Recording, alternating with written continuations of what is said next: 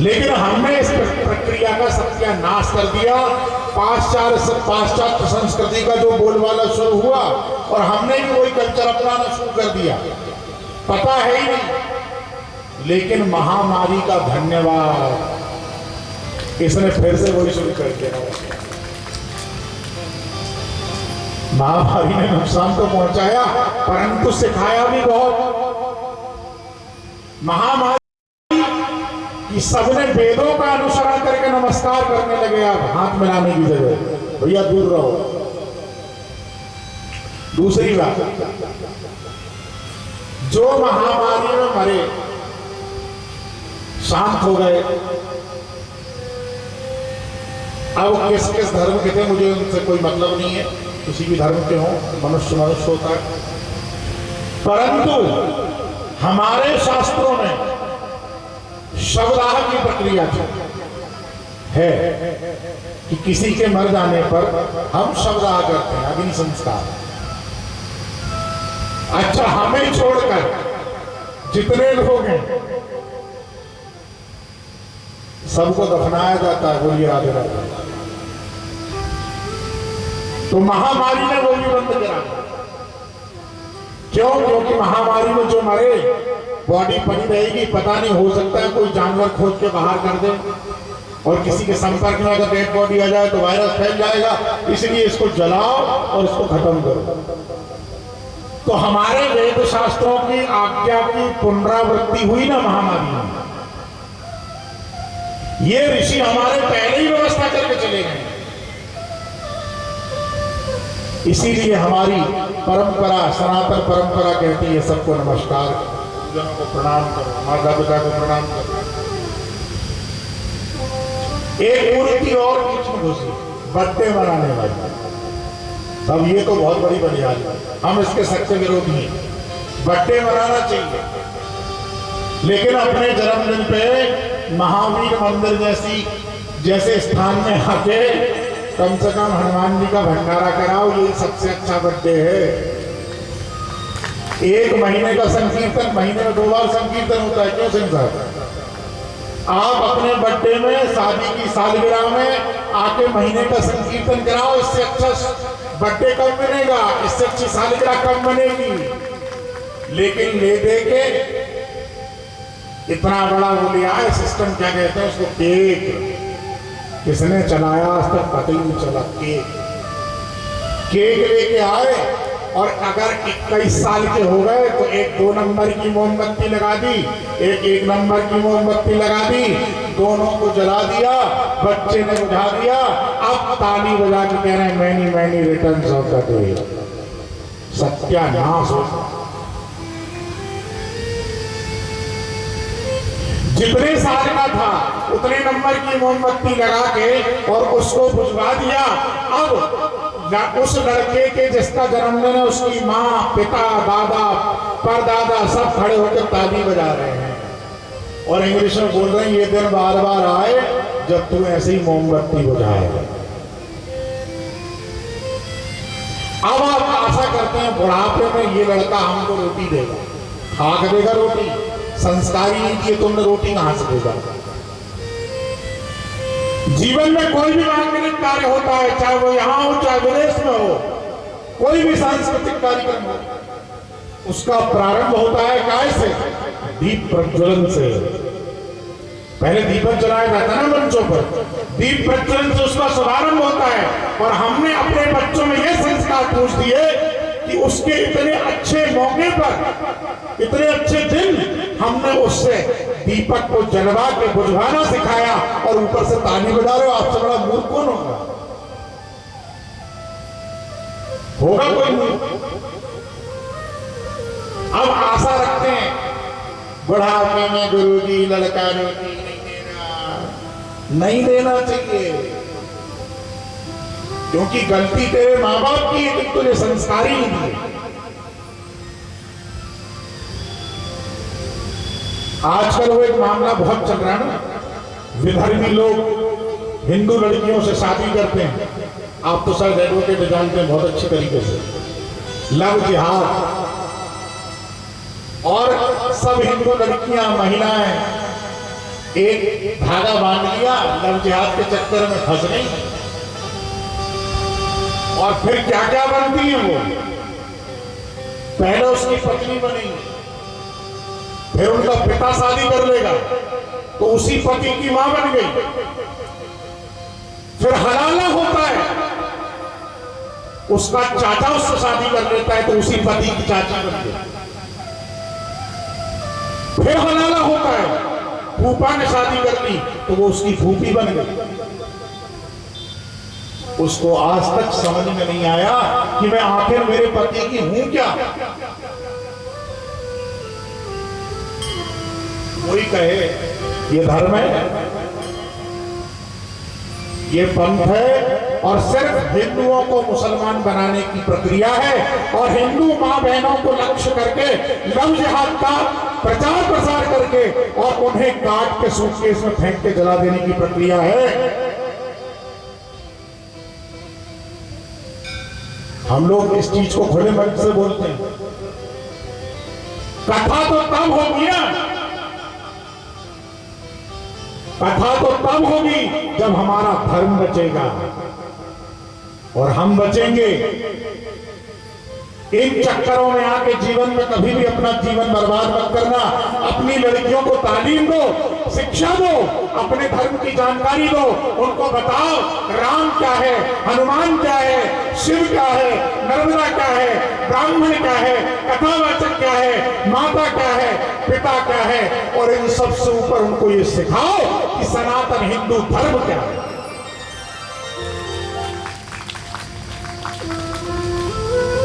मेरी सबसे बड़ी दक्षिणा की मांग कर रहा हूं, दोगे आप व्यास मंच से हाथ जोड़ के आप सबसे निवेदन कर रहा हूं, अपने बच्चों को सिखाओ कि एक हनुमान चालीसा का पाठ डेली करे और पास के मंदिर में जाके रोज नहाने के बाद दर्शन करे, चाहे कोई के भी मंदिर में। ये सिखाओ, यही सबसे बड़ी दक्षिणा है। दूसरी बात, मुझे कहना नहीं चाहिए लेकिन इतिहास में पहली बार अपने पूरे कथा के काल में पहली बार आपसे मन से कह रहा हूं, अपनी बेटियों को खुद भी और अपनी बेटियों को भी ये जो पिक्चर चल रही ना द केरला स्टोरी, जरूर दिखाना, जरूर दिखाना।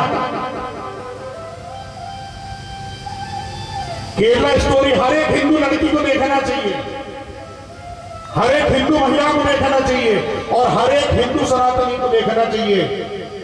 जो केरला स्टोरी में बताया गया है वो हिंदू महिलाओं के साथ बीता है और आज हम सुरक्षित यहां बैठे हैं, हमारी कई सारी बहनें आज सड़ रही हैं इस नर्क में। एक बात याद रखना, इस दुनिया में सनातन से बड़ा कोई धर्म नहीं। सनातन कब से पैदा हुआ किसी को पता नहीं और कब तक रहेगा ये भी किसी को मालूम नहीं, लेकिन जब तक सूर्य, चंद्रमा और हनुमान जी महाराज जिस धराधाम पर विराजमान है तब तक सनातन का बाल बाका नहीं हो सकता। आपको मालूम है इस दुनिया में सबसे ज्यादा विरोध किसका है? हिंदुओं का। आपको ये और जानना चाहिए कथा में कि इस दुनिया में सबसे कम अगर किसी की आबादी है तो हिंदुओं की। और आज केरला स्टोरी जैसी पिक्चर बनती है किसकी वजह से? हम लोगों की वजह से, क्योंकि हमने अपनी लड़कियों पर कभी ध्यान नहीं दिया, उनको धर्म की शिक्षा नहीं दी। चली जा बेटी, रहना बाहर, अब वो जाके कर क्या रही, हमने कभी जिम्मेदारी समझने की कोशिश ही नहीं करी। हमने कभी भगवान को प्रणाम करना नहीं सिखाया, हमने कभी उनसे नहीं कहा कि ये व्रत रहो, ये पाठ करा करो। ये पाठ करने से भगवान मिलेगा नहीं मिलेगा मुझे नहीं मालूम, परंतु पाठ करने से ज्ञान अवश्य मिलेगा ये पता है।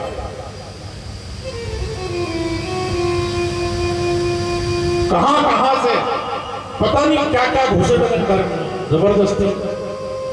और आपको एक आश्चर्य और बताऊं, इस पूरे ब्रह्मांड में यदि कोई धर्म है तो वो सिर्फ सनातन हिंदू धर्म है, बाकी सब पंथ है, धर्म नहीं कोई। क्योंकि जिस धर्म में सांप जैसे विषैले जीव की भी पूजा होती हो नाग पंचमी के दिन। जिस धर्म में पर्वत को भी पूजा जाता हो, जिस धर्म में भगवान को भी पूजा जाता हो, नदियों को भी पूजा जाता हो, पहाड़ पर्वत को भी पूजा जाता हो, शेर को भी पूजा जाता हो, ऐसा सनातन के सिवा कोई धर्म नहीं। आप बता दीजिए कहीं जिसमें गौ माता को मां का दर्जा मिला हो?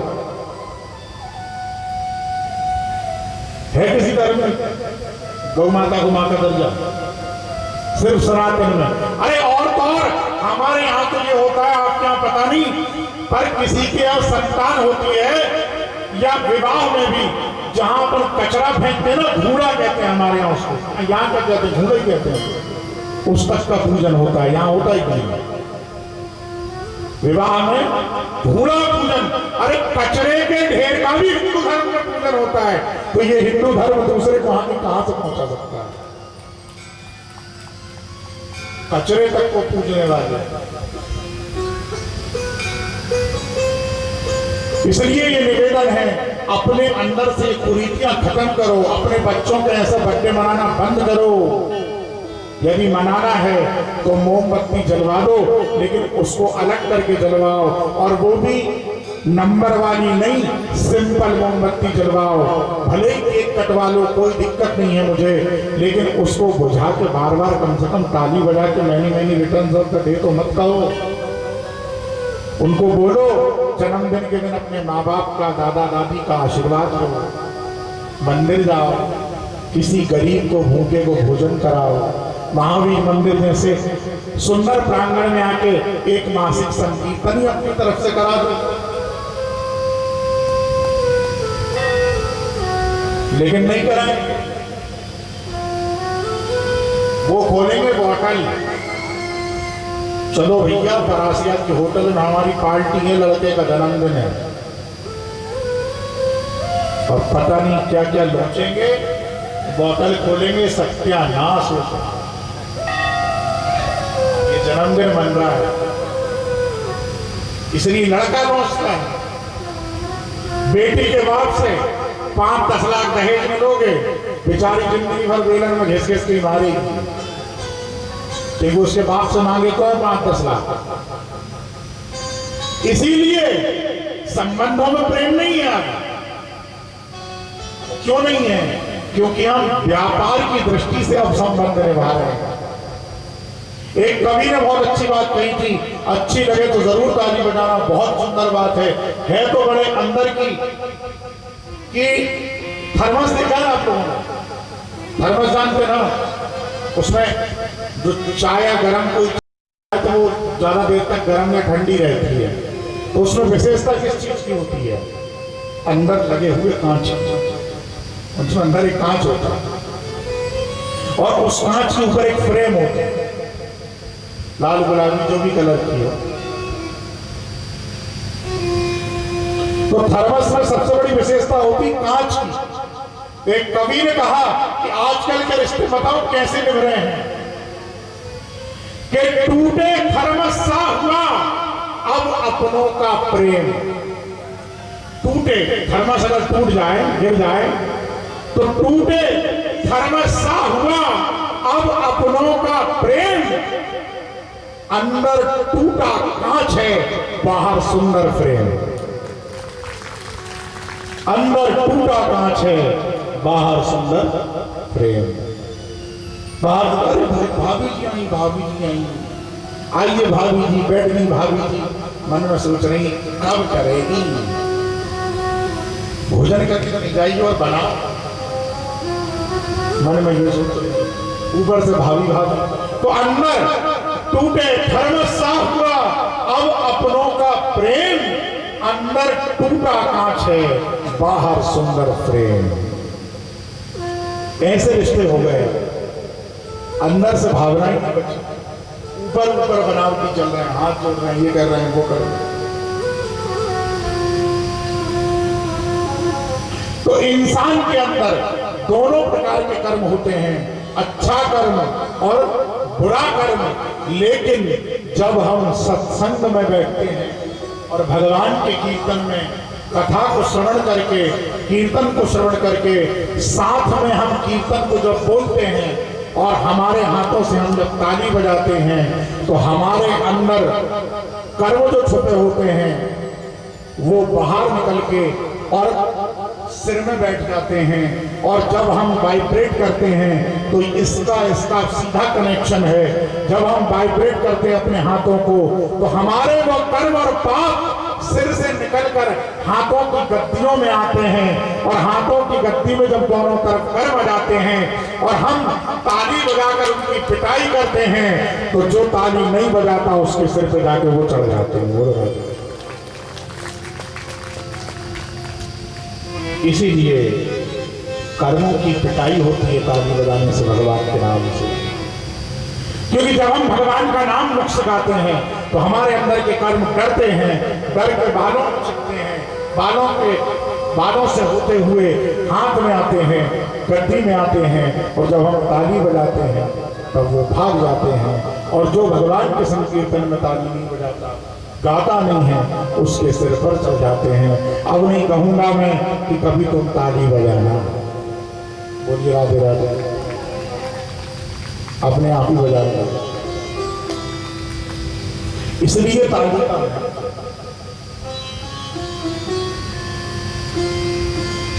ये पावन नर्मदा महापुराण की दिव्य अलौकिक भव्य कथा सबसे पहले जीव को यही शिक्षा देती है। मैंने अभी तक जो कुछ जैसा कहा वो मैंने कोई रामायण नहीं गाई, अपने जीवन में उतारना, क्योंकि जब तक संस्कारों से हम शून्य होंगे, हमारे बच्चे संस्कारों से शून्य होंगे, तब हम कभी सनातन के एक सच्चे सिपाही नहीं बन पाएंगे। हम कथा नहीं सुन पाएंगे और कथा सुनने के बाद संस्कार देने की प्रक्रिया हमारे अंदर नहीं आई तो हमारे जीवन को धिक्कार है। इस धराधाम पर प्रत्येक चीज एक न एक किसी चीज का प्रतीक है। आपको एक आश्चर्य की बात बताऊं, धराधाम पर 16 पवित्र नदियां हैं। कितनी पवित्र नदियां हैं? 16 है तो सब पवित्र, पर देव नदियां 16। इनमें से जो 3 मुख्य नदी हैं, गंगा, यमुना और नर्मदा, सरस्वती भी है, परंतु सरस्वती सबसे कम क्षेत्र में है। आपको जानकारी, सरस्वती नदी धराधाम पर प्रत्यक्ष रूप में थोड़ी सी दूरी ही बहती है और उनके सन्निकट में कोई भी नगर, महानगर या कोई गांव, शहर नहीं है। सरस्वती के तट पर श्री वेद व्यास महाराज का आश्रम और बद्रीनाथ भगवान है थोड़ी दूर पर, क्योंकि सरस्वती महारानी का जो उद्गम स्थान है वो व्यास गुफा, बद्रीनाथ से और ऊपर व्यास गुफा से भगवती सरस्वती का उद्गम, और कुछ दूर जाकर एक फॉल से भगवती सरस्वती गिर रही है और वहां से वो पाताल चली। तो इतनी ही महिमा है। अब बची तो 3 नदियां हैं 16 का, पहली गंगा, दूसरी यमुना, तीसरी नर्मदा। इनमें से जो गंगा महारानी है वो ज्ञान का प्रतीक है। किसका प्रतीक है? किसका प्रतीक है? ज्ञान का। अब आप देखिए, जहां भी गंगा शब्द होगा वहां ज्ञान होगा। जैसे भागवत कथाएं होती हैं, तो आपने पोस्टर में पढ़ा होगा ज्ञान गंगा यज्ञ, ज्ञान गंगा सप्ताह। और हमारे इसमें पोस्टर में भी आदरणीय सिंह साहब ने सलाह दी कि लिखा है महाज्ञान यज्ञ। अब आपको मैं ये भी बताऊंगा, याद आ गया कि इसमें महाज्ञान यज्ञ इन्होंने पता नहीं क्यों कैसे लिखवाया है वो, परंतु इसकी परिभाषा में आपको बताऊंगा कि महाज्ञान यज्ञ नर्मदा मैया ने लिखवाया, समझ लीजिए। क्योंकि ज्ञान जो है, कल हमने आपको बताया था ज्ञान बुद्धि और विवेक में, तो ज्ञान का प्रतिनिधित्व कौन कर रही है संसार में? गंगा। इसलिए जहां जहां भी ज्ञान की चर्चा होगी तो हमेशा आप किसी महापुरुष के मुंह से यही सुनेंगे कि ज्ञान की गंगा बह रही। सुना होगा, साधारण शब्दों में जो हम प्रयोग करते हैं ना, ज्ञान की गंगा बह रही। कोई ज्यादा ज्ञान दे तो हम लोग उसे ही बोल देते हैं ज्ञान की तो बड़ी गंगा बह रही। तो ज्ञान का प्रतिनिधित्व करने के लिए गंगा महारानी धरती पर है, और भक्ति का प्रतिनिधित्व करने के लिए यमुना महारानी धराधाम पर है। यमुना महारानी क्या है? भक्ति। ज्ञान क्या है? गंगा महारानी क्या है? ज्ञान। अब यमुना मैया भक्ति क्या है? क्योंकि यामुनत्तकनाटन्नो यत्र लीला हरे रघु, यमुना महारानी के तट पर ही भक्ति की, कष्ट की निवृत्ति का उद्योग हुआ, परिश्रम हुआ। वृंदावन में यमुना के तट पर भक्ति युवा हुई। धन्यम वृंदावनम तेना भक्तिर्नृत्यति यत्र च। शास्त्र कहता है कि वृंदावन धाम धन्य है जहां भक्ति महारानी नृत्य करते हैं। तो वृंदावन किसकी किनार पर है? यमुना मैया। तो यमुना मैया किसकी प्रतीक है? भक्ति की। अब आ जाइए हमारी नर्मदा माता, भगवती नर्मदा इस संसार में वैराग्य का प्रतीक है, और जब ज्ञान वैराग्य में परिणित हो जाता है तब वो महाज्ञान हो जाता है। इसलिए महाज्ञान यज्ञ है। जब ज्ञान वैराग्य को चूम लेता है तब वो महाज्ञान हो जाता है, जिसे हम वैराग्य कहते हैं। नर्मदा महारानी संसार में वैराग्य की मूर्ति है। इसका भी प्रमाण, जैसे दोनों के मैंने प्रमाण दिए, मेरी मत मानिए, प्रमाण की मानिए। इसका प्रमाण यह है कि नर्मदा महारानी अखंड ब्रह्मचारिणी है। नर्मदा भगवती का विवाह नहीं हुआ है, इसलिए ब्रह्मचारी है, नैष्ठिक तपस्विनी है, और इसलिए उन्हें वैराग्य की देवी कहा जाता है। अब दूसरा आश्चर्य, नर्मदा महारानी का विवाह एक कल्प में अग्नि के साथ भी हुआ है। नर्मदा के विवाह की चर्चा भी कहीं कहीं है, परंतु प्रत्यक्ष रूप से भगवती नर्मदा के विवाह की चर्चा का विस्तार नहीं है, क्योंकि नर्मदा जी की भी अद्भुत कथाएं हैं। आप जो सुनेंगे ना अभी, तो भगवती नर्मदा को भी सोनभद्र से प्रेम हुआ। जोहिला नाम की सखी ने उन्हें धोखा दिया, और इसीलिए नर्मदा भगवती सारी नदियां तो पश्चिम से पूर्व की ओर वही हैं, एकमात्र संसार में भगवती नर्मदा पूर्व से पश्चिम की ओर वही है। एक ही नदी है, इसलिए गुस्से में नर्मदा मैया का दिमाग हो गया खराब। जब उनके साथ ये सारी प्रक्रिया हुई तो नर्मदा भगवती ने सब नदियों को ललकार दिया, कहा तुम तो पश्चिम से पूर्व में आश्रय लेती हो, मैं तुम सब से अलग अपना अलग ठिकाना बनाऊंगी और अपनी महिमा मंडित करूंगी, ताकि तुम सब एक न एक दिन मुझ में के सहारा लोगी। एक बात आपको बताऊं, सकल ब्रह्मांड भगवती गंगा में स्नान करके पाप मुक्त होता है, वो मेरी महारानी गंगा, मेरी नर्मदा माई में स्नान करके पवित्र होता है।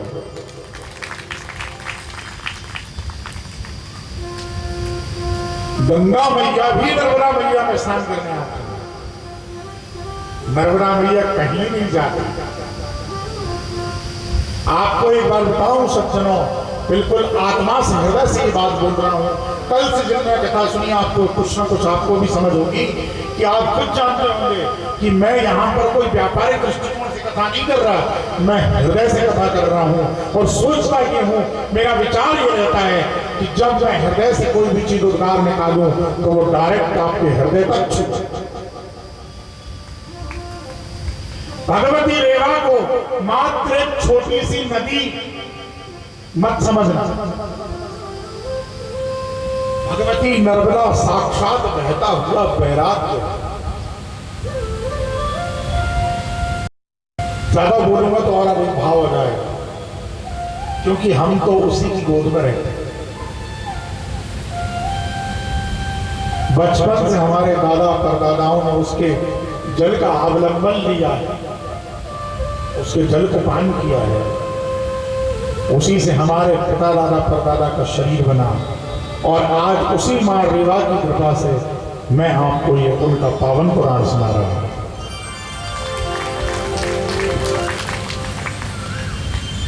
जितनी महिमा आपको बताओ कि 7 दिनों में नर्मदा मैया की महिमा करना, बखान करना असंभव है।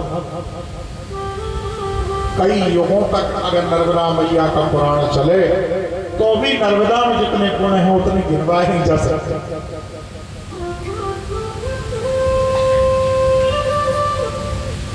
नर्मदा मैया साक्षात बैराग।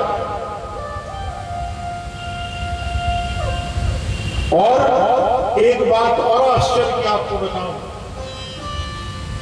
सारे ब्रह्मांडों में, एक ब्रह्मांड की बात नहीं कर रहा, सारे ब्रह्मांडों में जितने तीर्थ हैं उतने तो अकेले अकेले भगवती नर्मदा के तट पर है उससे ज्यादा। सारे ब्रह्मांडों के तीर्थ को मिला लो तो भी उतने नहीं हो पाएंगे जितने नर्मदा जी के तट पर है।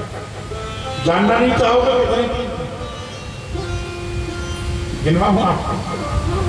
एक एक करके अगर गिनवाऊंगा तो बहुत महीने चाहिए, इसलिए एक शब्द में आपको बोलूं।